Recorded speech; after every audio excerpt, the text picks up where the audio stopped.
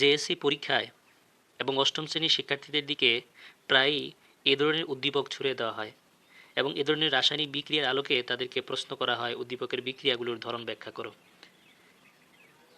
এই ধরনের প্রশ্নের উত্তর করার ক্ষেত্রে যে সকল শিক্ষার্থীদের সমস্যা হয় তাদের জন্য আজকের এই ক্লাস। অষ্টম শ্রেণীর বিজ্ঞান অষ্টম অধ্যায়ের আজকের এই ক্লাসে সবাইকে জানাচ্ছি স্বাগতম। আমি গত যে ক্লাসটা নিয়েছিলাম সেই ক্লাসের মধ্যে তোমাদের সাথে আলোচনা করেছিলাম প্রতীক সংকেত এবং যোজনীর বিষয়ে। যদিও এই আলোচনাগুলো তেমন একটা প্রয়োজন ছিল না, তারপরেও নিয়মের জন্য, নিয়ম রক্ষার খাতিরে আমি এই বিষয়টার উপর একটু কথা বলেছি। তারপরে যে পার্টটা ছিল রাসায়নিক বিক্রিয়া, রাসায়নিক সমীকরণ ছিল পার্ট 4-এর মধ্যে রাসায়নিক সমীকরণ, তোমাদের অষ্টম অধ্যায়ের পার্ট 4। এই রাসায়নিক সমীকরণের উপরে অলরেডি আমাদের বিদ্যালয়েরই আমার পরম শ্রদ্ধেয় শিক্ষক জনাব নজরুল ইসলাম স্যার এটার উপরেও ক্লাস নিয়েছেন। তোমরা সেই ক্লাসটা দেখলে রাসায়নিক সমীকরণ খুব চমৎকারভাবে স্যার ওইখানে বুঝিয়ে দেওয়ার চেষ্টা করছেন। তোমরা এই ক্লাসটা দেখলে বুঝতে পারবে রাসায়নিক সমীকরণের ব্যাপার স্যাপার কী। তো আমি আমার তরফ থেকে এই রাসায়নিক বিক্রিয়া, যে বিভিন্ন ধরনের রাসায়নিক বিক্রিয়া এবং এখান থেকে যে কম্পারেটিভ কোয়েশ্চেন তোমাদের পরীক্ষায় করা হয় সেই বিষয়ের উপরে সামান্য একটু কথা বলবো। শিক্ষার্থীদের উদ্দেশ্যে আমি বলছি, দয়া করে ভিডিওর কোনো অংশ স্কিপ না করে সম্পূর্ণ ভিডিও দেখার জন্য। এবং এই ভিডিও থেকে যদি কোনো কিছু বুঝতে অসুবিধা হয় বা ভিডিওর sound quality, audio video quality, এগুলো নিয়ে যদি তোমাদের কোনো জিজ্ঞাসা বা প্রশ্ন বা কোনো চাওয়া থাকে সেগুলো অবশ্যই আমাদেরকে জানাবে। তো আমি আমার ক্লাসে চলে যাচ্ছি। রাসায়নিক বিক্রিয়া। রাসায়নিক বিক্রিয়া মূলত আমি গত যে ক্লাসটা নিয়েছিলাম সেখানে বলেছি রাসায়নিক বিক্রিয়াটা হচ্ছে একটা প্রক্রিয়া, যে প্রক্রিয়ায় একটি বিক্রিয়ক উৎপাদে পরিণত হবে। যেখানে বিক্রিয়ক থাকবে একটা সমীকরণ, যে রাসায়নিক সমীকরণটি চিহ্নের বাম পাশে থাকে বিক্রিয়ক এবং ডান পাশে থাকে উৎপাদ। তো বিক্রিয়ক বিক্রিয়া করে সম্পূর্ণ ভিন্নধর্মী অন্য একটা পদার্থে পরিণত হবে, অর্থাৎ উৎপাদ উৎপন্ন হবে। তো এই প্রসেসটাই হচ্ছে রাসায়নিক বিক্রিয়া। তো রাসায়নিক বিক্রিয়ার মধ্যে 1 নম্বর যেটা তোমাদের বইয়ে আলোচনা করা হয়েছে, পার্ট 5-এর মধ্যে আলোচনা করা হয়েছে সংযোজন বিক্রিয়া বা এডিশন রিয়েকশন। সংযোজন বিক্রিয়া খুব সহজ ভাষায় বলতে গেলে সংযোজন বিক্রিয়াটা হচ্ছে যে দুইটা বিক্রিয়ক হবে এবং একটা উৎপাদ হবে। যদি দুইটা বিক্রিয়ক থেকে একটা উৎপাদ উৎপন্ন হয় তখন সেই বিক্রিয়াকে বলা হয় সংযোজন বিক্রিয়া। যেমন ধরো আমি একটা সাধারণ একটা প্রতীকের মাধ্যমে বোঝানোর চেষ্টা করছি। ধরো এ প্লাস বি, এই হচ্ছে দুইটা বিক্রিয়ক, বিক্রিয়া করে তৈরি করছে একটি উৎপাদ। যেমন ধরো সি উৎপন্ন করেছে, তাহলে এটা হচ্ছে একটা সংযোজন বিক্রিয়া। তোমাদের বোঝার জন্য বলতেছি, যদি কোনো বিক্রিয়ায় দেখো একাধিক বিক্রিয়ক কিন্তু উৎপাদ একটাই, তাহলে এটা ধরে নিও এটা সংযোজন বিক্রিয়া। এটা আর কোনো ধরনের বিক্রিয়া হবে না, এটা হবে সংযোজন বিক্রিয়া। আশা করি বুঝতে পারছো। যদি 2 বা 2-এর অধিক বিক্রিয়ক হয়, এখানে যে দুইটা লিখছি দুইটা যে হবে তা না, 3টাও হতে পারে, 4টাও হতে পারে। যদি 2 বা 2-এর অধিক বিক্রিয়ক এবং উৎপাদ যদি একটাই হয়, উৎপাদ কত হবে কয়টা? একটা। অর্থাৎ যে উৎপন্ন পদার্থ যদি একটাই হয় তাহলে সেই রাসায়নিক বিক্রিয়াটা হবে সংযোজন বিক্রিয়া। আশা করি তোমরা বুঝতে পারছো এই বিষয়ে। আর বেশি কথা বলার তেমন একটা প্রয়োজন নেই, কারণ এটা খুবই ইজি তোমাদের বোঝার জন্য। এখানে দেখো ফেরাস এবং সালফেট, ফেরাস মানে আয়রন বা লোহা, এই ফেরাস এবং সালফার এরা পরস্পরের সাথে যুক্ত হয়ে তৈরি করছে ফেরাস সালফাইড। তাহলে এটা হচ্ছে একটা সংযোজন বিক্রিয়া, কারণ এখানে দুইটা বিক্রিয়ক এবং একটা হচ্ছে উৎপাদ। দেখো হাইড্রোজেন এবং অক্সিজেনের সাথে যখন মিলিত হয়, হাইড্রোজেন এবং অক্সিজেন যখন মিলিত হয় তখন তৈরি হয় কি? পানি। তাহলে দুইটা বিক্রিয়ক একটা উৎপাদ, তাহলে এই রাসায়নিক বিক্রিয়াটা হচ্ছে একটা সংযোজন বিক্রিয়া। শিক্ষার্থীরা আশা করি তোমরা বুঝতে পারছো। তাহলে সংযোজন বিক্রিয়াটা হচ্ছে দুইটা বিক্রিয়ক থেকে একটি উৎপাদ উৎপন্ন হবে। তো এটা তো বোঝা গেল। কিন্তু অনেক সময় পরীক্ষায় প্রশ্ন করা হয় যে সংযোজন বিক্রিয়ার পাশাপাশি সংযোজনের সাথে সম্পর্ক আছে একটা বিক্রিয়া, সেটা হচ্ছে সংশ্লেষণ বিক্রিয়া। সংশ্লেষণ খুব ভালোভাবে মনে রাখবা, সিনথেটিক রিয়েকশন বা সংশ্লেষণ বিক্রিয়া। এই সংশ্লেষণ বিক্রিয়া জিনিসটা কি? এটা খুবই, এখানে অনেক অনেক শিক্ষার্থীদেরই কিন্তু সামান্য একটু মিসকনসেপশন থাকে সংযোজন এবং সংশ্লেষণ বিক্রিয়ার ক্ষেত্রে। আসলে সকল সংশ্লেষণ বিক্রিয়াই হচ্ছে সংযোজন বিক্রিয়া। খুব ভালোভাবে খেয়াল করো, সকল সংশ্লেষণ বিক্রিয়াই হচ্ছে সংযোজন বিক্রিয়া, কিন্তু সকল সংযোজন বিক্রিয়া সংশ্লেষণ নয়। আচ্ছা, আমি বিষয়টাকে একটু উদাহরণের মাধ্যমে বোঝানোর চেষ্টা করি। ধরো দুইটা বিক্রিয়ক, একটা হচ্ছে সোডিয়াম আর একটা হচ্ছে অক্সিজেন, পরস্পরের সাথে বিক্রিয়া করে তৈরি করছে একটা উৎপাদ তৈরি করেছে। কি উৎপাদটার নাম? উৎপাদটার নাম হইতেছে সোডিয়াম অক্সাইড। সোডিয়াম অক্সাইড এই হচ্ছে সোডিয়াম অক্সাইড তৈরির একটা সংযোজন বিক্রিয়া। আবার calcium oxide plus carbon dioxide, এটা বিক্রিয়া করে তৈরি করছে ক্যালসিয়াম কার্বনেট। খেয়াল করো শিক্ষার্থীরা, খেয়াল করো, এখানে দুইটা বিক্রিয়া লেখছি, দুইটা বিক্রিয়া কিন্তু সংযোজন বিক্রিয়া। কেন? কারণ এখানে দুইটা বিক্রিয়ক এবং উৎপাদ একটা। দ্বিতীয় বিক্রিয়াতে দুইটা বিক্রিয়ক, উৎপাদ কয়টা? একটা। কিন্তু সংশ্লেষণ বিক্রিয়া হওয়ার জন্য তার যে যোগ্যতা থাকা লাগবে সেটা হচ্ছে যে দুইটা বিক্রিয়কের মধ্যে প্রত্যেকটা বিক্রিয়কই হতে হবে মৌলিক পদার্থ। তোমরা মৌলিক পদার্থ বলতে বুঝো, মৌলিক পদার্থ হচ্ছে যে সকল অণুর মধ্যে একটি মাত্র পরমাণু থাকে, যেমন N2 একটা মৌলিক পদার্থ।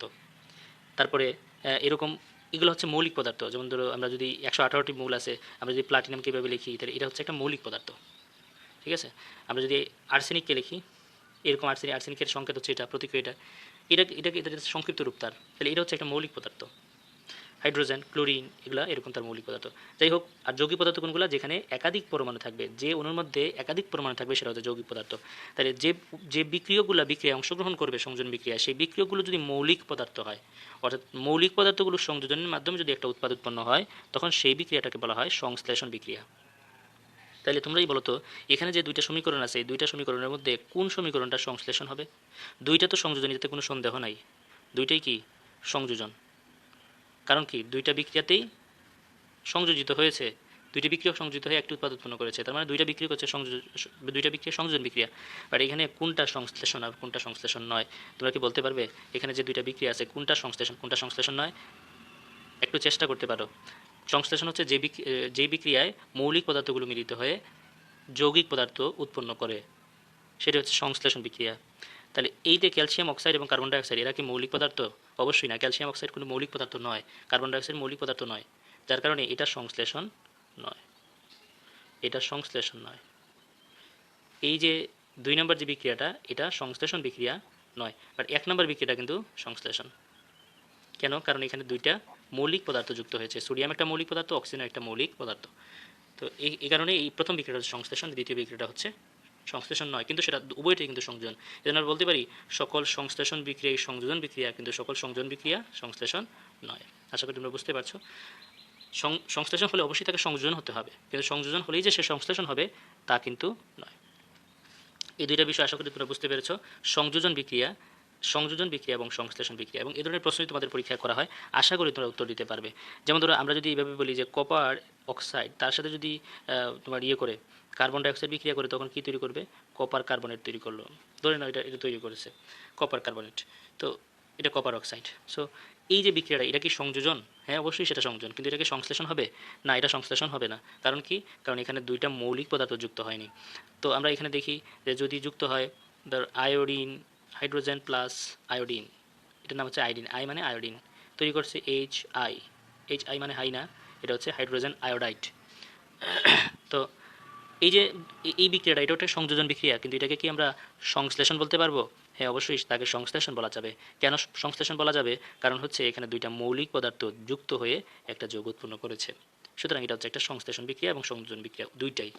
তো এইভাবে তোমরা কিন্তু প্র্যাকটিস করতে পারো, সৃজনশীল প্রশ্ন বিভিন্ন ধরনের বিক্রিয়া প্র্যাকটিস করবা। সংযোজন বিক্রিয়া বিশেষত দুইটা বিক্রিয়ক এবং একটা উৎপাদ থাকলে তাকে বলা হবে সংযোজন।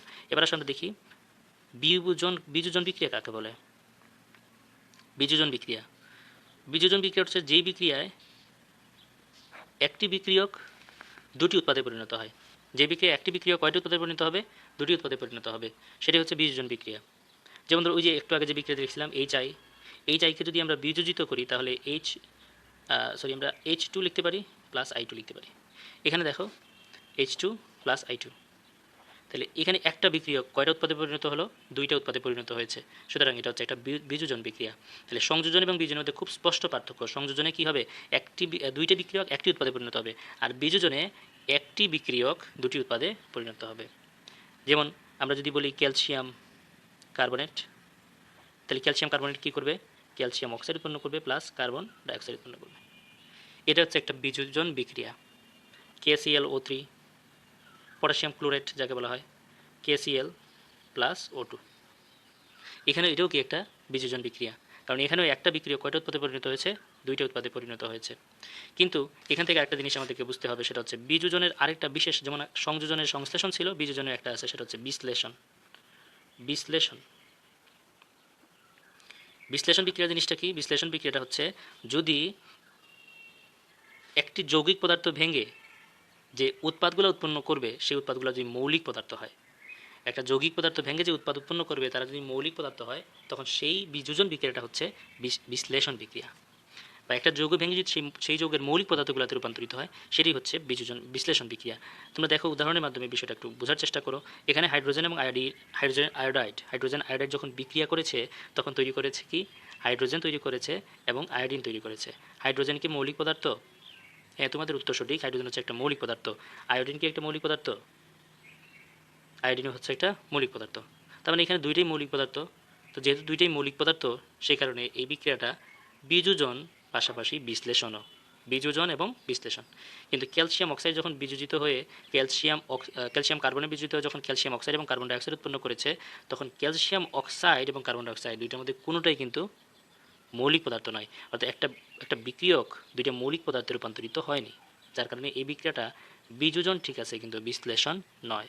আশা করি তোমরা বুঝতে পারছো।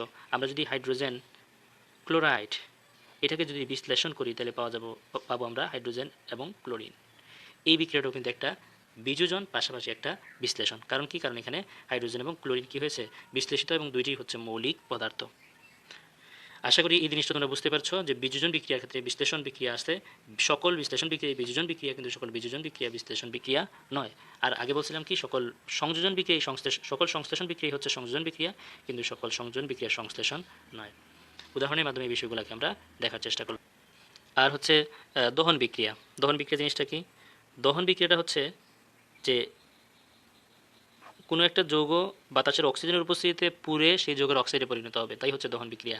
যেমন সালফার এর সাথে যদি অক্সিজেনের সাথে যুক্ত হয়, তাহলে সেই সালফারটা তার অক্সাইডে, সালফার ডাইঅক্সাইডে পরিণত হবে। এই বিক্রিয়াটাই হচ্ছে দহন বিক্রিয়া। দহন বিক্রিয়া মনে রাখবা, দহন বিক্রিয়া অক্সিজেন লাগবে, অক্সিজেন ছাড়া দহন বিক্রিয়া হবে না।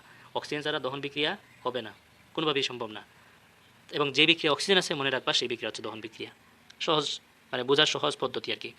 তো এখানে একটা জিনিস মনে রাখা দরকার যে সকল দহন বিক্রিয়া কিন্তু একটা সংযোজন বিক্রিয়া। সকল দহন বিক্রিয়া হচ্ছে একটা সংযোজন বিক্রিয়া। কেন জানো? কারণ হচ্ছে দহন বিক্রিয়া দুইটা বিক্রিয়ক একটা উৎপাদে পরিণত হয়, তাহলে দহন বিক্রিয়াটা হচ্ছে একটা সংযোজন বিক্রিয়া। আবার এই যে দহন বিক্রিয়া, এটা একটা সংশ্লেষণ বিক্রিয়াও। কেন?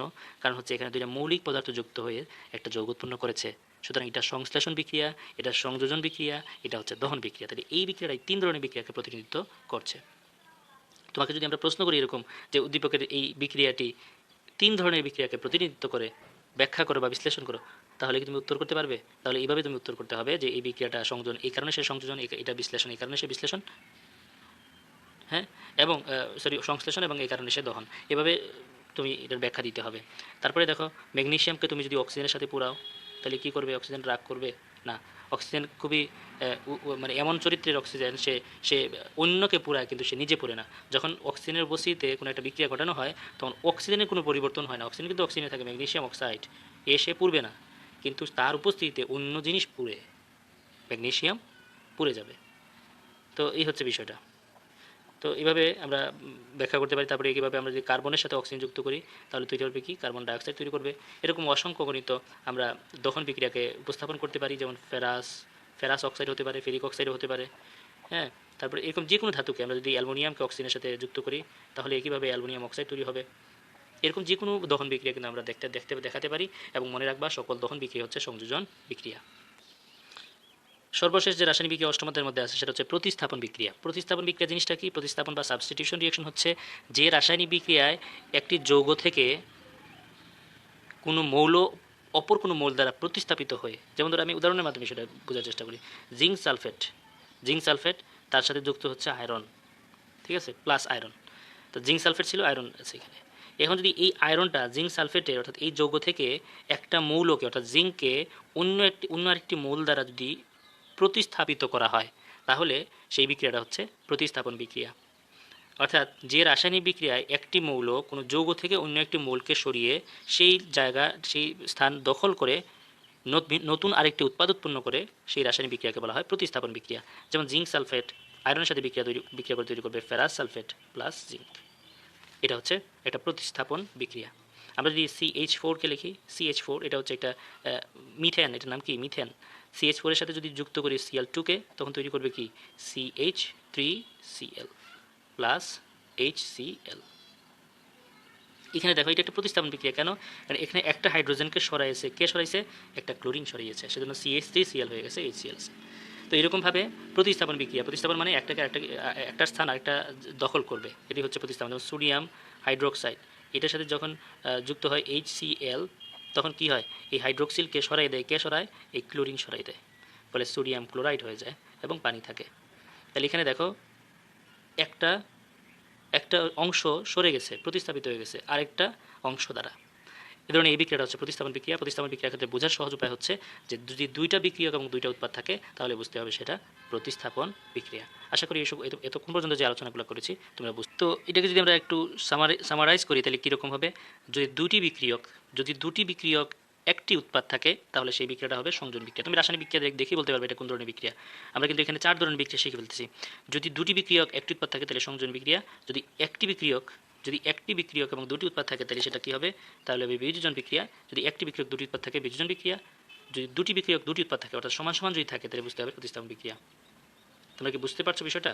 যদি সমান সমান থাকে যেমন দুটি বিক্রিয়ক দুটি উৎপাদ তাহলে প্রতিস্থাপন বিক্রিয়া, আর যদি দুটি বিক্রিয়ক একটি উৎপাদ থাকে তাহলে সেটা হবে সংযোজন বিক্রিয়া, আর যদি একটি বিক্রিয়ক একটি উৎপাদ হয় তাহলে যদি দুটি বিক্রিয়ক এবং একটি উৎপাদ হয় তাহলে সেটা হবে সংযোজন বিক্রিয়া।